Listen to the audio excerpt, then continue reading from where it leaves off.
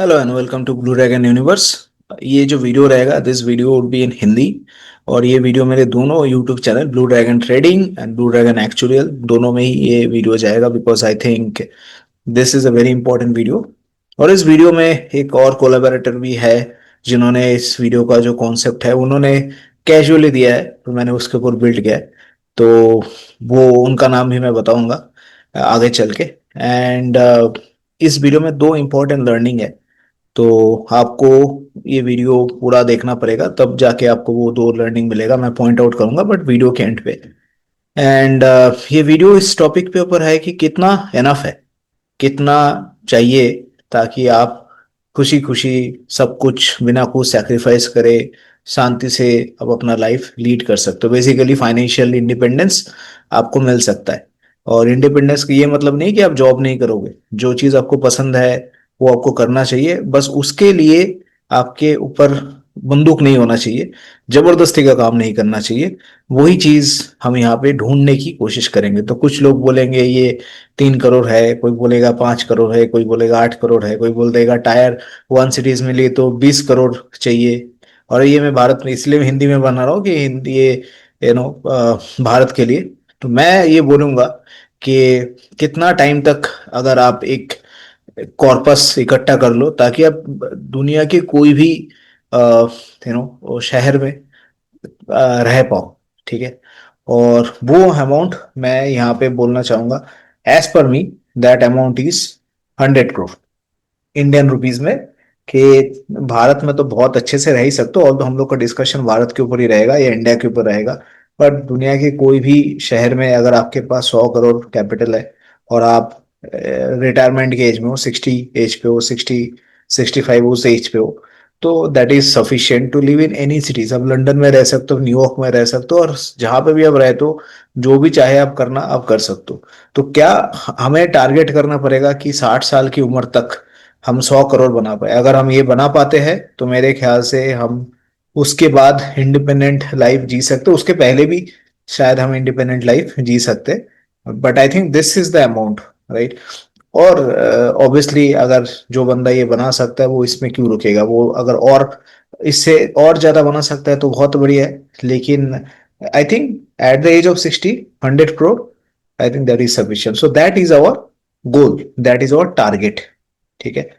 तो इसमें थोड़ा पर्सनल फाइनेंस का भी टच रहेगा, और क्योंकि मुझे एग्जांपल देना तो मैंने सोचा कि क्यों ना मैं अपने लाइफ से ही ये एग्जांपल दूं, ठीक है। और अपना प्लानिंग भी कर लूं कि अगले 20 साल, क्योंकि आज 2026 चल रहा है और मोदी जी तो बोलते रहते हैं विकसित भारत विकसित भारत। इंसिडेंटली हमारे आज इस बार का जो एक्चुअली इंस्टीट्यूट ऑफ इंडिया है जहाँ से मैंने पढ़ाई किया है, उन्होंने भी एक कॉन्फ्रेंस किया, जस्ट रिसेंटली खत्म हुआ है वो कॉन्फ्रेंस, उसको हम बोलते हैं जीसीए। उसमें भी उन्होंने थीम रखा था विकसित भारत। अब ये पॉलिटिकल एजेंडा था या फिर उन्होंने खुद सोच के रखा था, ये तो सोचने वाली बात है। बट हमारे जो गवर्नमेंट है अभी और जो प्राइम मिनिस्टर है वो बोलते रहते 2047 तक हम विकसित हो जाएंगे। तो 2047 तक, आज मैं 38 ईयर्स का हूँ, 2047 तक मैं और 20 साल मेरा उम्र बढ़ जाएगा, तो आई बी अराउंड 58 59। सो जब तक भारत विकसित होगा तब तक मैं भी किस जगह पे पहुंच के हाँ शांति से बोलूंगा कि हाँ बस और काम करने की जरूरत नहीं है, बस इतना सफिशिएंट है।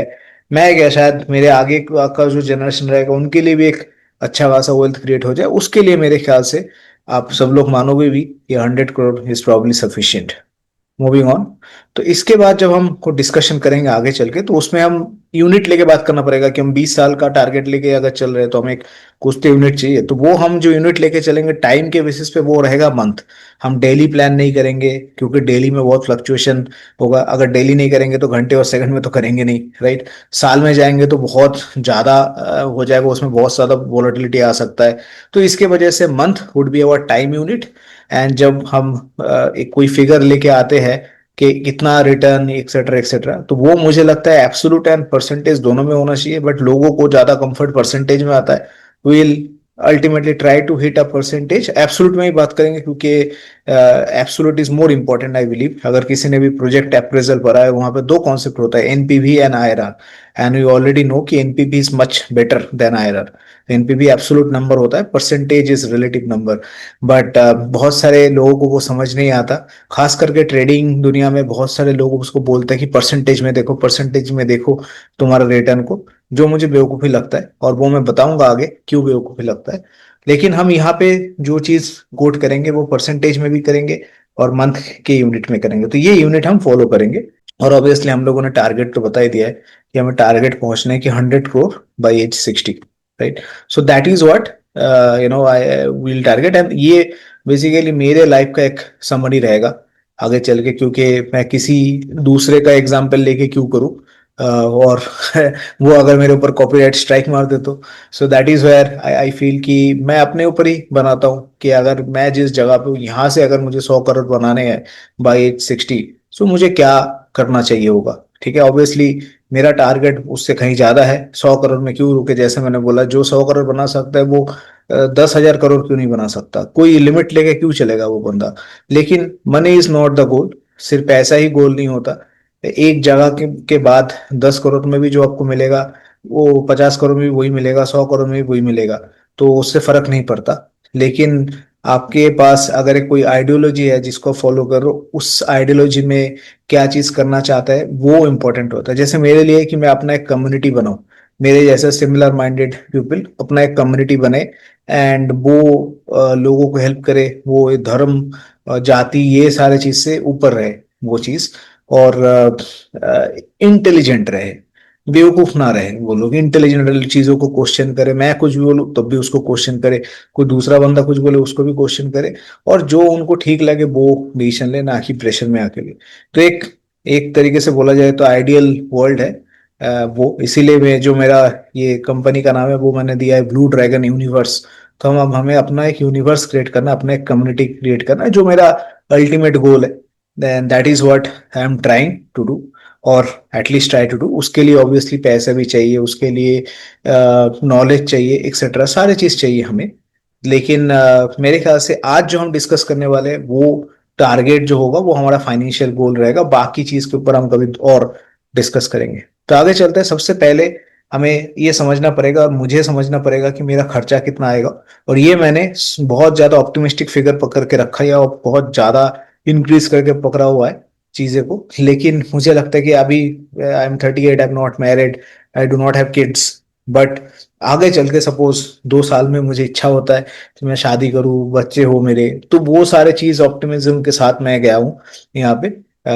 तो मैंने पकड़ के चला हूँ कि मेरा खाने पीने का खर्चा, मतलब एक बाई आएगी, वो खाना बनाएगी, वो खाना हम ग्रोसरी से लेके आएंगे, बहुत कुछ दिन बाहर का खाएंगे, जोमेटो से ऑर्डर करेंगे, स्विगी से ऑर्डर करेंगे, ये सारे चीज मिला के मेरा जो पर मंथ का खाने का खर्चा आएगा वो है 60,000 रुपये। उसके साथ अगर मेरे बच्चे होते हैं, उसको उनको स्कूल भेजना है, तो उनमें मैं अगर बहुत जबरदस्त स्कूल में भेजता हूँ तब भी 25,000 बहुत ज्यादा है। इतना ज्यादा नहीं होता है, अनलेस मैं पता नहीं सचिन तेंदुलकर के साथ भेजना स्टार्ट कर दूं उनको।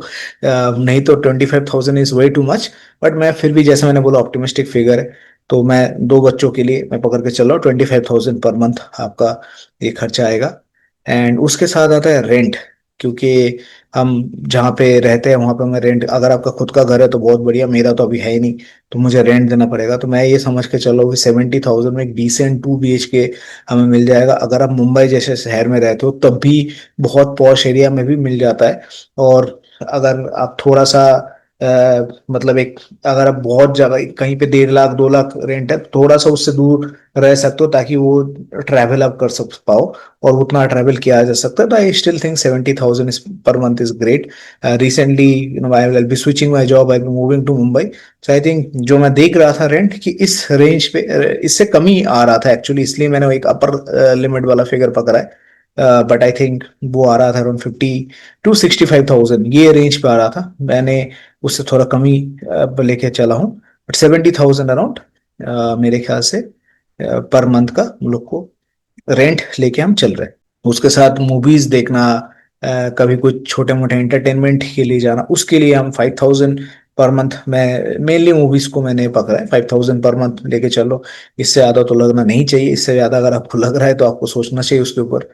कभी आप दोस्तों से मिले, दारू फारू पीते हो, एक्सेट्रा एक्सेट्रा, वो ये सब मैं करता नहीं, लेकिन miscellaneous expenses, fun related expenses, ये सारी चीज के लिए मैं 15,000 अलग से चल रहा हूँ। अगर आपको लाइफ इंश्योरेंस प्रीमियम देना है, मेडिक्लेम प्रीमियम देना है, कोई बीमार हो गया एक्सेट्रा, तो उसके लिए मैं 15,000 अलग से पकड़ के चल रहा हूँ।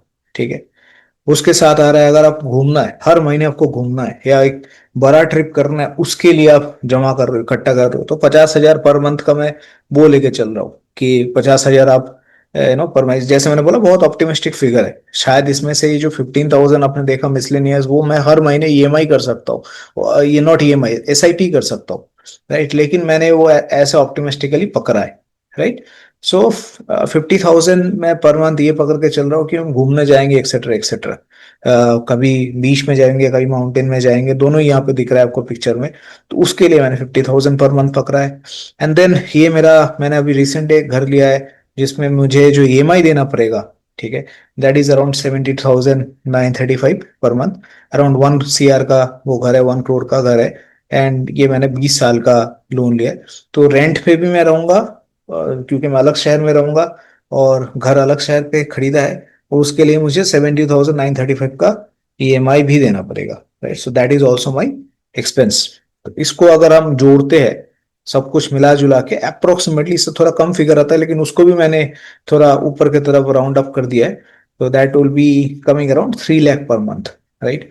सो ये अगर मुझे पता रहता है कि मेरा इतना खर्चा होता है, तो सबसे पहले मुझे ये पता होना चाहिए कि मेरा इतना खर्चा रहेगा। मैं जितना भी आगे जाऊं, ठीक है, इसके अंदर मैं, मतलब मिसलेनियस के अंदर मेरा जिम का भी खर्चा आ जाएगा। तो ये सारे चीज, ठीक है, जितना भी मैं खर्चा कर लूं, इससे ज्यादा मैं खर्चा नहीं कर सकता। जैसे मैंने बोला कि आपके पास 5 करोड़, आपके पास 10 करोड़, 50 करोड़ है, 500 करोड़ है, खर्चा आप उतना ही करोगे। एक लेवल के बाद तो आप खर्चा कर नहीं सकते। ज्यादा से ज्यादा क्या करोगे, एक साल आप लोगों को दिखाने के लिए लैम्बोर्गिनी खरीद लोगे, फिर आप गाना गाओगे लैम्बोर्गिनी चलाए चलाइयो, जो भी गाना है, ऐसा एक ऑडी ले लोगे। इससे ज्यादा तो खर्चा, कितना खर्चा करोगे, इससे ज्यादा खर्चा नहीं हो सकता। तो ये एक डिसेंट लेवल खर्चा है। इससे ज्यादा मुझे नहीं लगता। एक अच्छा बैलेंस्ड फैमिली को इससे ज्यादा चाहिए, इससे कम ही चाहिए होता है। बट कुछ कुछ लोग थोड़ा इम्बैलेंस्ड होते हैं, तो उनको हो सकता है इससे ज्यादा हो। But I think this is a decent figure, at least for myself. मैं ये पकड़ के चला हूं, मुझे शायद इससे आधा लगे, बट मैंने एक्सट्रीम केस में पकड़ा है कि 3,000 पर मंथ मुझे चाहिए होगा। ओके। तो जैसे ही मैंने अपना एक्सपेंस निकाला, तो मुझे सोचना पड़ेगा फिर मेरा इनकम कितना होना चाहिए, ताकि मैं इसको आराम से कवर अप कर पाऊँ। और उसके लिए मैं एक स्ट्रेट फॉर्मूला, थंब रूल, जितना ये होता है उसका डबल होना चाहिए आपका इनकम। ठीक है। तो बेसिकली मैं जो बोलना चाह रहा हूँ कि आपका इनकम होना चाहिए पर मंथ में 6 लाख पर मंथ। ये एक टैक्स कट कुटने के बाद आपके पास ये हाथ में आना वाला होना चाहिए। प्रोविडेंट फंड कट गया, ग्रेचुइटी कट गया, टैक्स कट गया, फिर आपके पास ये 6 लाख होना चाहिए। ऐसा नहीं कि आपका जो ग्रॉस इनकम है वो 6 लाख है और आपके पास कट कुटा के 3 लाख ही आ रहा है, तो वो तो नलीफाई हो जाएगा। राइट। तो यहाँ पे मुझे देखना पड़ेगा क्या मेरा इनकम उस लेवल पे, अगर मेरा इनकम इस लेवल पे नहीं है, तो मुझे एक्सपेंस में कटौती करना पड़ेगा। आइदर मुझे जगह शिफ्ट करना पड़ेगा, या मुझे जॉब शिफ्ट करना पड़ेगा, या फिर मुझे कुछ सीखना पड़ेगा। राइट, ताकि मैं उस लेवल पे पहुंच जाऊं। लेकिन अगर मैं उस लेवल पे नहीं पहुंच सकता, तो मुझे अपना एक्सपेंस पे कटौती करना पड़ेगा। Fortunately for me, I already earn more than this per month basis पे, तो मुझे ये फिगर से कोई प्रॉब्लम नहीं है। ठीक है। So I am very happy with this. I can happily manage 3 lakhs, although I probably not require that. तो मेरा इनकम इससे ऊपर ही है। ठीक है। तो मुझे इतना चाहिए बाय दिस रूल, बट मेरा इनकम इससे ऊपर ही है। राइट। तो इसलिए मैंने एक बहुत ऑप्टिमिस्टिक सिनेरियो पकड़ा था, जहां पे मैंने इस तरीके से दिखाया, शायद मुझे ये चाहिए भी ना हो। राइट। अब मूव करते हैं आगे। तो इससे क्या होगा, मेरा टोटल सेविंग कितना बनेगा, हर महीने में 3 lakhs सेव कर पाऊंगा, even after taking care of all of those things, like जो भी मैं मौज मस्ती जो भी करना चाहूँ। ठीक है। अगर मैं शादी करता हूँ, अपने बच्चों को स्कूल भेजता हूँ, जहां पे भी एकदम पॉश एरिया में स्कूल में भेजता हूँ, तब भी मैं ये सारे चीज बहुत आराम से कर पाऊंगा। राइट। एंड इससे मेरा साल का, पर एनम बेसिस पे हम देख रहे हैं, साल का हम लोग का 36 लाख सेव हो रहे हैं। राइट। इस मेथड से तो हमने कुछ भी कंप्रोमाइज नहीं किया लाइफ में, उसके बाद भी 36 लाख पर एनम सेव हो रहे हैं। तो बेसिकली क्या हो रहा है कि, लेकिन अब इसके बाद सेविंग के बाद वो तो हमारा एसेट क्रिएट हो गया, लेकिन हम लाइबिलिटी के बारे में बात करते हैं। आपको पता ही है, जैसे मैंने बोला, मैंने घर लिया है, 1 CR अराउंड का उसका प्राइस है। तो अगर मैंने घर लिया तो मुझे कुछ तो, घर में तो सारी चीज तो लोन तो मिलता नहीं, 10% आपको डाउन पेमेंट करना पड़ता है, कुछ सरकार को देना होता है, और भी थोड़ा मिसलेनियस एक्सपेंस इधर उधर रहते हैं। तो अराउंड 10 lakhs का मैंने खुद पैसा दिया है वो घर के लिए। बाकी 90 lakhs का मैंने लोन लिया है। और ये जो 90 lakhs का लोन है, ये एक्चुअली किस तरीके से मुझे पे करना पड़ेगा, ये समझना हमारे लिए बहुत ज्यादा इंपॉर्टेंट है। यहाँ पे आता है आपका एबिलिटी टू अंडरस्टैंड थिंग्स, कि कैसे वो प्रैक्टिकल में होगा। आपने थ्योरी में एक चीज सीखा होगा, जो मैं अपने एक्चुअल स्टूडेंट को बोलते रहता हूँ, थ्योरी एक चीज है, लोन शेड्यूल बनाना हम एक्चुअली में सीखते हैं। पहला ही जो पेपर है CM1, उसी में हम सीखते हैं। लेकिन वो एक्चुअल में कैसे काम करता है, वो थोड़ा डिफरेंट है, राइट।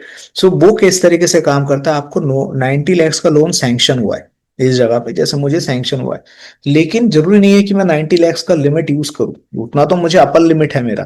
तो सपोज मैंने यूज किया उसके अंदर 45 lakhs, बाकी का जो 45 lakhs है वो मैंने खुद पे कर दिया।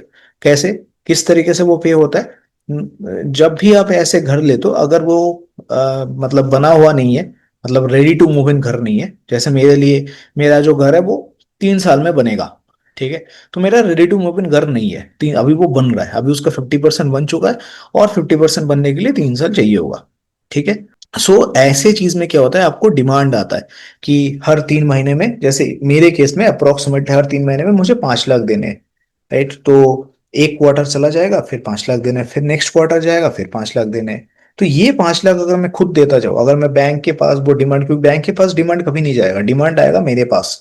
मेथड वैसे ही, one second, practical is different from theory. Theory में आप एक चीज सीखते हो, लेकिन प्रैक्टिकल अलग होता है। तो यहाँ पे डिमांड मेरे पास आएगा, मेरे पास वो रिस्पॉन्सिबिलिटी है कि मैं बैंक को ये डिमांड पास करूं या मैं खुद दे दूं।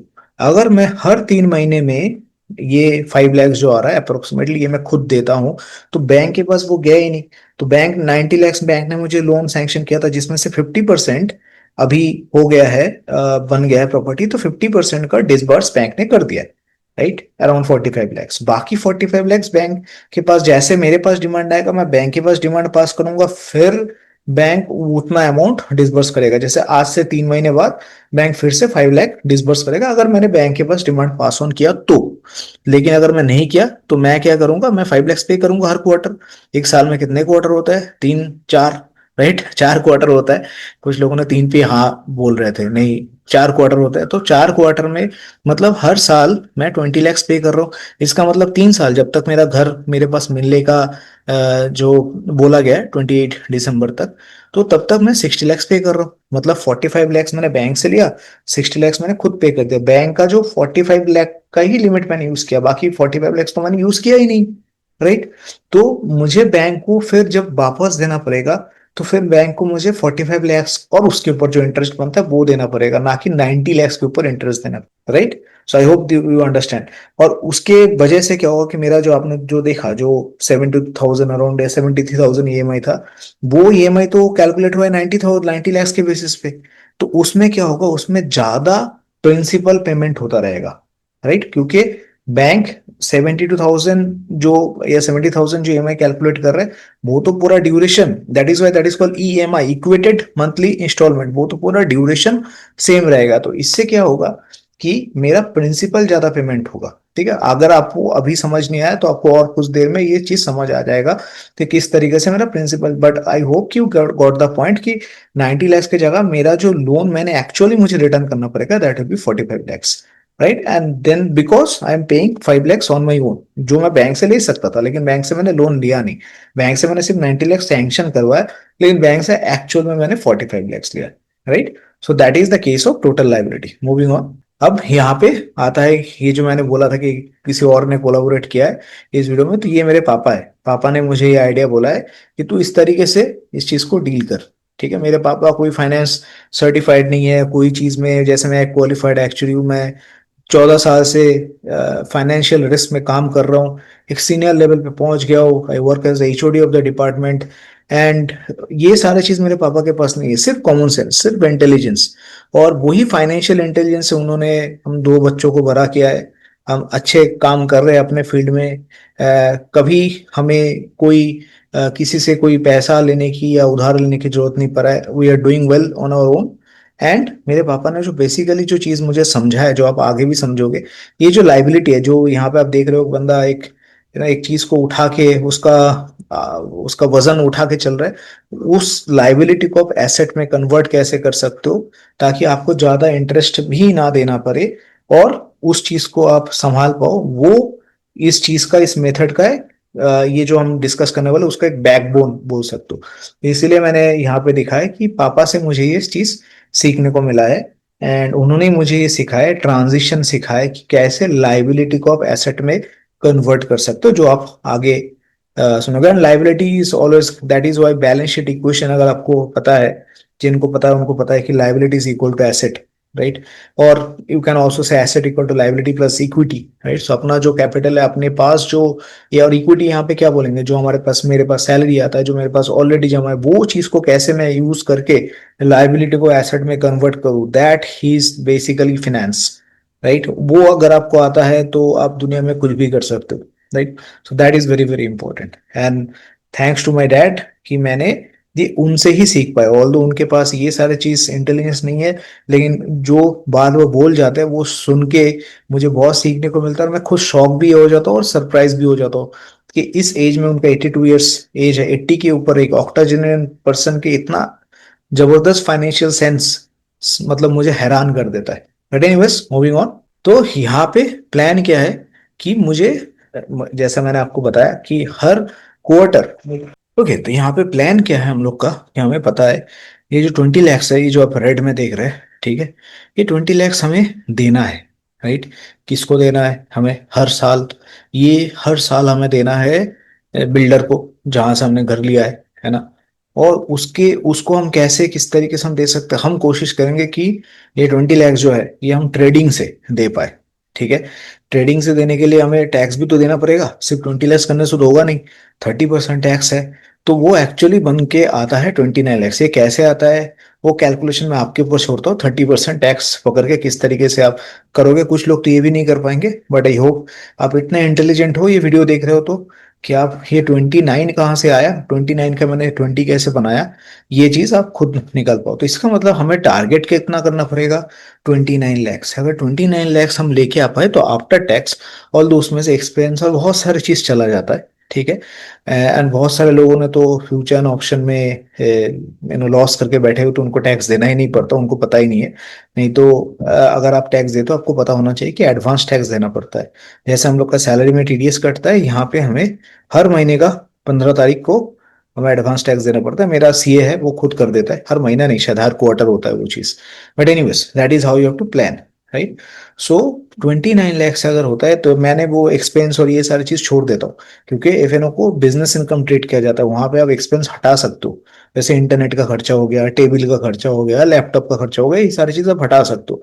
लेकिन मैं फिर भी ऑप्टिमिस्टिक फिगर पकड़ के चल रहा हूँ ना, तो यहाँ पे हमने एक्सपेंस को बढ़ा के रखा है और इनकम को घटा के रखा है, राइट। तो इसके वजह से हमने 29 लैक्स पकड़ा है, उसके ऊपर 30% अगर टैक्स आएगा तो ये आएगा आपका 20 लैक्स अप्रोक्सीमेट। तो ये हमें टारगेट करना है। ये महीने का कितना आ रहा है?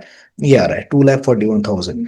तो महीने का अगर हम 2,41,000 बना पाए हर महीना, तो हमारे लिए बहुत आसान होगा हर साल 20 लैक्स दे पाना, राइट। तो वो जो 5 लैक्स का डिमांड आएगा अपने पास, वो 5 लैक्स हम ट्रेडिंग इनकम से ही दे देंगे, सैलरी को टच ही नहीं करेंगे अपना, राइट। सैलरी तो बाकी सारे चीज में जा ही रहा है, एक्सपेंस जो है, और उसमें से ईएमआई भी जा, सैलरी से ईएमआई भी जा रहा है। लेकिन जो डिमांड आ रहा है, जो मेरे पास डिमांड आ रहा है बिल्डर से कि इतना मेरा कंस्ट्रक्शन हो गया, अब तुम दे दो, 5 लाख दे दो, जो हर 3 महीने में आएगा, वो चीज मैं खुद अपने पॉकेट से दे रहा हूँ। उससे क्या हो रहा है कि जो मैंने पापा ने सिखाया कि 90 लैक्स का लोन तो सैंक्शन हुआ है, लेकिन 90 लैक्स का लोन तुम्हें यूज करने की जरूरत नहीं है, तुम 45 लैक्स का लोन यूज करो, राइट। बाकी 5 लैक्स तुम खुद देते जाओ, राइट। तो वो मैं बाकी चीज कंप्रोमाइज करके नहीं दे रहा हूं, मैं अपने लिए एक new source of income create कर रहा हूं, या न्यू सोर्स नहीं, मतलब ऑलरेडी जो एग्जिस्टिंग सोर्स है मेरे लिए, उसको मैं कंसिस्टेंट करने की कोशिश कर रहा हूँ। तो मैं ये कभी टारगेट नहीं करूंगा कि मैं एक ही महीने में 25 लाख कर दूं, या एक ही महीने में 1 करोड़ बना लूं, जैसे कुछ लोग करते हैं, ठीक है। एक जैसे बंदा है अश्विन राघवन, ये इस नाम है उनका, मैंने इंटरव्यू देखा है, वो उन्होंने 70 लाख को 7 लाख बनाया। पहले 7 लाख लॉस करने के बाद उसके बाद फिर से 60 लाख कुछ जोड़े अपने कहीं से पैसा लेके, फिर 80 लाख हुआ, उसको अभी 14 करोड़ बनाया। तो इस तरीके का, और एक ही साल में किया ये सब। तो इस तरीके का ये मुझे बेवकूफ़ी लगता है। ठीक है, ऑल्दो इस जगह पे वो सक्सेसफुल हो गए तो आप में से लगेगा वाह 14 करोड़ बन गया, वो 14 करोड़ को गंवाने में भी उनको 14 दिन ही लगेगा अगर इस तरीके से कोई बनाता है पैसा। तो मेरे लिए इंपॉर्टेंट है कंसिस्टेंसी। तो किस तरीके से कंसिस्टेंटली मैं ये 2,41,000 कर पाऊँ, ये मेरे लिए मंथली एक टारगेट बन गया, फिगर बन गया कि मुझे पता है मेरा एक गोल है। सो हमेशा आपका जो प्लान होना चाहिए उसमें, जैसे हमने पहले भी देखा था, एक टारगेट होना चाहिए। वो टारगेट ओरिएंटेड गोल होना चाहिए, right. So this is our target 2,41,000। इसको हम इस तरीके से आगे लेके जाते हैं। सो दैट इज, वो हमें समझना पड़ेगा। तो अगर हमें 2,41,000 करना है, तो मैंने अपने लिए कैपिटल डिसाइड कर लिया, ट्रेडिंग कैपिटल। तो अगले फाइनेंशियल ईयर से हम 80 लाख करेंगे। जो मेरे ट्रेडिंग यूट्यूब चैनल देखते हैं, ब्लू ड्रैगन ट्रेडिंग, तो उसमें मैंने पहले से ही बोल के रखा। तो 80 लाख कहाँ से आया था ये फिगर इसी जगह से आया था। इससे मुझे महीने में कितना करना पड़ेगा, 3.1%। Can we do that? जो मैंने इतने टाइम से करके आया हूँ उससे कहीं ज्यादा ही मैंने किया है। 3.1% is a very conservative target. उसके साथ एसटीटी इंक्रीज हो रहा है। ठीक है, बीच बीच में गवर्नमेंट, क्योंकि हमारे ये जो गवर्नमेंट है, तो 80 लाख में एक जीरो शायद दिख नहीं रहा है, तो ये 80 लाख है। ठीक है, इसको जस्ट कंसिडर एज 80 lakhs। तो इसमें मुझे आएगा 3.1%, which can be easily done because I have done that irrespective of STT increase और जो भी टैक्स गवर्नमेंट बनाए बढ़ाए। 3.1% can be done quite easily because I have done that. I am not saying on hollow air or thin air कि it can be done easily. It can be done easily because I've done that, right? I have done that in the past. अब आगे चलते हैं। तो इससे हम लोग का 3 साल का प्लान निकल के आता है। पहले हमने प्लान बनाया वो 1 साल अराउंड लेवल पे था, अब 3 इयर्स में आ जाते हो। तो 3 इयर्स हमें 36 lakhs का सैलरी से सेविंग हो रहा है, right. So that is coming out to be 1 crore 8 lakhs, right. 1 crore 8 lakh आ रहा है। और उससे मतलब इसके अंदर जो ये 3.1% दिख रहा है वो तो हम यूज नहीं कर रहे, वो हम इसको बढ़ाने के लिए यूज नहीं कर रहे। तो वो हम किस लिए यूज कर रहे हैं, हम उसको ईएमआई चुकाने के लिए हम यूज कर रहे हैं, राइट। सो दैट 3.1% जो आप यहाँ पे देख रहे हो एरो निकल के आ रहा है, सो इसको हमने कंसिडर ही नहीं किया है। 1 crore 8 lakhs में ये सिर्फ हमारे सैलरी से निकल के आ रहा है। ठीक है, जो हम सेविंग कर रहे हैं, और उसमें हमने कोई कंप्रोमाइज नहीं किया है, अपने लाइफस्टाइल में कोई कटौती नहीं किया है। उसके बावजूद भी मेरे पास 1 crore 8 lakhs बन रहा है। और बाकी का जो पैसा है वो मेरा लोन का अमाउंट को रिड्यूस करने में लगा हुआ है, जो हम 3.1% ट्रेडिंग से कमा रहे हैं, राइट।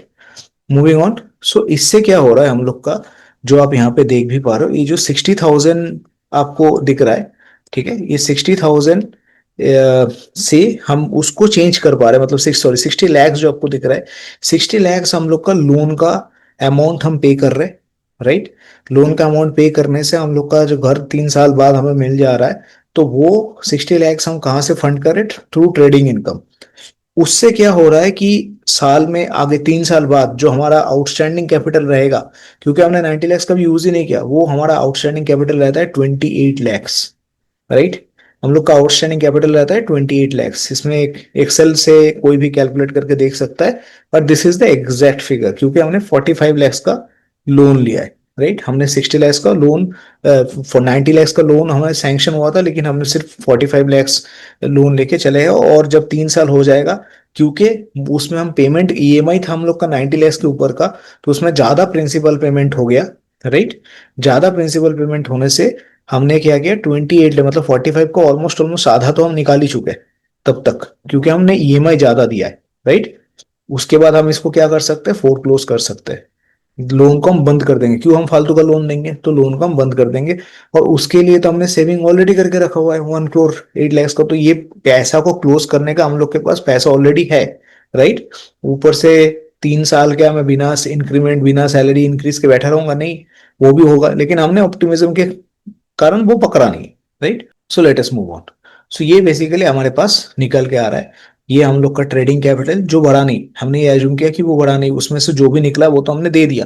उसके साथ हम लोग अभी नया ऐड कर रहे हैं, जो हमने 3 साल में अपने सैलरी से सेविंग किया, 1 crore 8 lakhs, और उससे हम लोग का 28 lakhs जो हमने फोर क्लोज कर रहे हैं लोन को हम दे रहे हैं। तो इससे हम लोग के पास अप्रोक्सीमेटली कितना बचता है, 1 crore 60 lakhs। 1 crore 60 lakh हमारे पास अभी बच जाता है, right, after 3 years, right. So moving on, इसको अगर हम 25% इज इवन लेस देन 3.1% जो हम पहले टारगेट कर रहे थे, 25% is much less than that, 2.5%, right, वो भी नहीं है, उससे 2% एक्चुअली, ठीक है। तो इसको अगर हम 0.25%, इस रेट से अगर हम कंपाउंड करें फॉर 17 ईयर्स, विच इज और विकसित भारत टाइमलाइन, तो हम लोग पहुंच जाते हैं 88 लैक्स, 88 करोड़ पे, नॉट लैक्स, 88 करोड़ पे हम पहुंच जाते हैं। और ये जो 88 करोड़ है, राइट, इसके साथ अगर इतना टाइम चला जाएगा, जो घर मुझे मिला था, राइट, 3 साल बाद जो हमें घर मिला था, अब 17 साल हो गए, मतलब 20 साल हो गए, ठीक है। अभी हम 20 साल पे, तो वो 1 करोड़ का घर क्या 12 करोड़ नहीं पहुंचेगा? तब तक जरूर पहुंचेगा। तो उसके साथ 12 करोड़ का प्रॉपर्टी आ गया अपने पास। उसके अलावा भी तो हम बहुत और कुछ करेंगे, लेकिन सिर्फ अगर वही पकड़ के चले, तो 1 करोड़ का घर अगर 12 करोड़ पे पहुंच गया, तो हमारे पास ऑलरेडी 100 करोड़ बन गए, हमारे एसेट जो है वो 100 करोड़ का पहुंच गया। तो इस तरीके से हमने इंटेलिजेंस लगाया, एक लाइबिलिटी को एसेट में कन्वर्ट किया इन सम टाइम, इन 20 ईयर्स। भारत विकसित हुआ कि नहीं पता नहीं, लेकिन हम विकसित हो गए। मूविंग ऑन, उसके साथ हमें क्या करना है, ठीक है, हमें अपने हेल्थ का ख्याल रखना है। क्योंकि अगर मैं हेल्थ का ख्याल नहीं रखूंगा, तो ये सारे जो चीज है, ये सारे जो चीज मुझे एंजॉय करने हैं, ठीक है, ये जो मैंने दिमाग लगा के, ये जो बुद्धि लगाया, इसको मैं एंजॉय नहीं कर पाऊंगा अगर मैं अपना हेल्थ का ख्याल नहीं रख रहा हूँ। ठीक है, तो मुझे एक डिसिप्लिन लाइफ जीना है, ताकि मैं अपना हेल्थ का ख्याल रख पाऊँ। अगर मुझे घूमने जाना है, तब भी मुझे मेरा बॉडी फिट चाहिए, राइट। अगर मुझे कुछ भी करना है, तो मेरा बॉडी फिट चाहिए। उसके साथ मुझे क्या करना है, मुझे एक कोई एक अरेंजमेंट करना है, ठीक है, ताकि मेरा महीने का जो 3 लाख है वो आता रहे। जैसे मैंने वो, उतना ही मेरा एक्सपेंस है ना, इससे ज्यादा तो बढ़ नहीं सकता। तो महीने का अगर मेरा 3 लाख आस आता है, और उसके साथ मैं फिट रहता हूँ, ठीक है, then that is all I need. इससे ज्यादा तो मुझे कुछ चाहिए नहीं, राइट। यहाँ पे तो मुझे उससे ज्यादा इनकम आ रहा है, तो मुझे क्या करना पड़ेगा, फिटनेस के ऊपर काम करना पड़ेगा, और एटलीस्ट 3 लाख मुझे चाहिए, ठीक है, ताकि मेरा सारी चीज सेव होता रहे, मतलब 3 साल के बाद, राइट, आफ्टर 3 ईयर्स। तो अगर इतना ही मुझे मिल जाता, तो मैं अपने घर में बैठ के, और उसमें से अगर मैं अपने घर में बैठ रहने लगा, तो मेरा जो रेंट है 70 हजार का, वो हट जाएगा, राइट। सो 3 लाख में मुझे कुछ बेनिफिट देकर जाएगा, राइट। तो ये सारे, सिर्फ मुझे अगर दो चीज 3 साल के बाद, अगर मैं सिर्फ इसके ऊपर कंसंट्रेट करूं कि मेरे पास, मैं अपना सैलरी को कट कर दूं, ठीक है, मैं थोड़ा एक पिछड़े हुए जगह पे आ जाता हूँ, या ऐसे शहर में आ जाता हूँ जहाँ पे उतना सैलरी मुझे नहीं मिल रहा है, लेकिन मुझे सिर्फ 3 लाख मिल रहा है, तब भी मेरे जो सेविंग होगा वो काफी ज्यादा होगा, क्योंकि मेरा ईएमआई हट गया, मेरे जो होम लोन, मेरे मेरे जो घर का रेंट था वो हट गया, अब मैं उस जगह पे रह रहा हूँ और वहीं पे काम कर रहा हूँ। तो ये दोनों एक्सपेंस मेरा चले गया, फिर भी अगर मैं 3 लाख लेके आ पा रहा हूँ, even with half my salary, I will be doing much better, right, provided that I stay fit, right. So that is my गोल।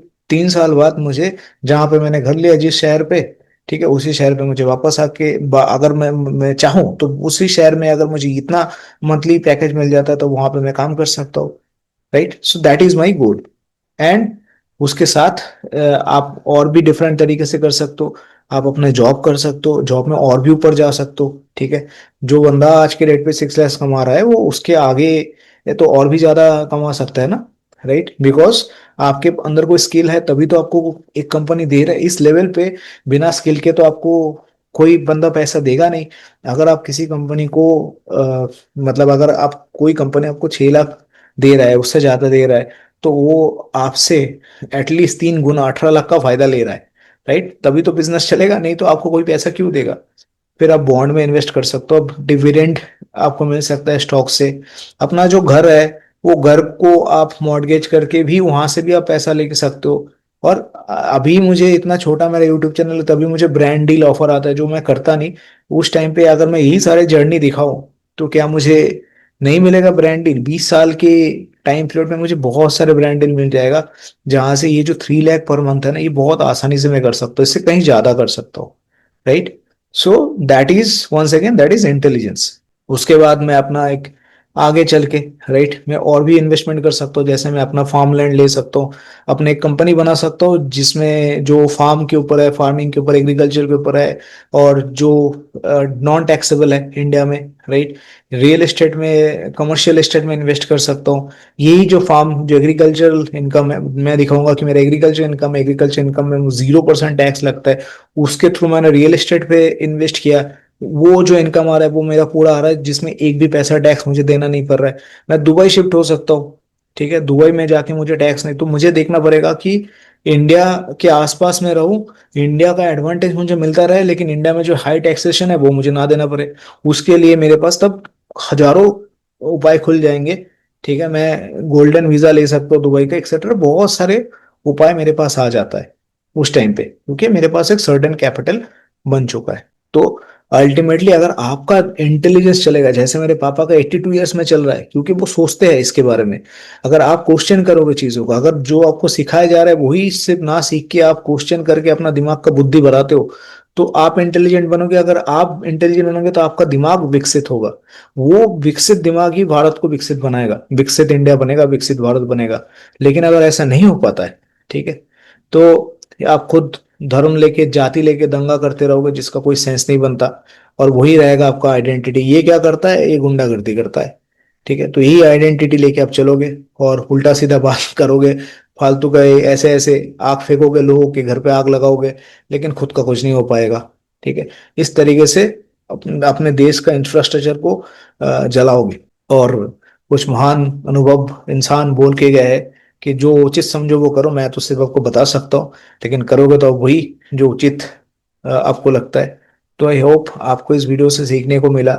मैंने ये बताया कि मेरा क्या प्लान है 20 ईयर्स में, एंड आई होप कि you your self can form your own plan based on this similar lines, right. And I mean hopefully that will help you. तो मैं हमेशा इतना लॉन्ग टर्म का मैं प्लान करता नहीं, बट मैं कोशिश करता हूँ कि 3 साल के प्लानिंग से मैं जाऊं, एंड देन वहां पे देखता हूँ क्या चेंजेस करने चाहिए, क्या नहीं चेंजेस करने चाहिए, उससे मुझे क्या सीखने को मिला, क्या चीज मैंने गलत एज्यूम किया, राइट। तो मैं जो जो मुझे उचित लगता है वो मैं नहीं करता, जो मुझे डेटा जो बोलता है, डेटा, राइट, जो आर्टिफिशियल इंटेलिजेंस में भी जो इंपॉर्टेंट चीज है डेटा। अभी रिसेंट एक एआई समिट हुआ जहां पे गल और गोटिया को अलग अलग कर दिया है।